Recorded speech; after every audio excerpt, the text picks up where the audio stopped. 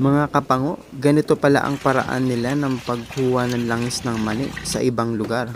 Kung saan dito ay mano-mano nilang ginigiling yung mani sa tulong ng mga alaga nilang hayop. Mayroon lang silang isang malaking bato na may butas sa gitna na pinagsasalinan ng mga mani at sa bato naman na yun ay nakalagay ang isang malaking kahoy kung saan nakatali yung alaga nilang hayop o baka para hilahin paikot yung kahoy na panggiling ng mga mani.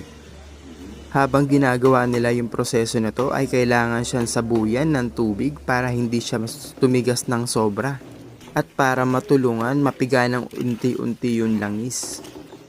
Kahit katulong nila dito yung mga alaga nilang hayop ay hindi nila pwedeng basta-basta iwanan dahil kung mapapansin ninyo, paminsan-minsan ay kailangan nalang itulak papasok yung mani dahil lumalabas ito dun sa butas. At syempre dahil pag nasa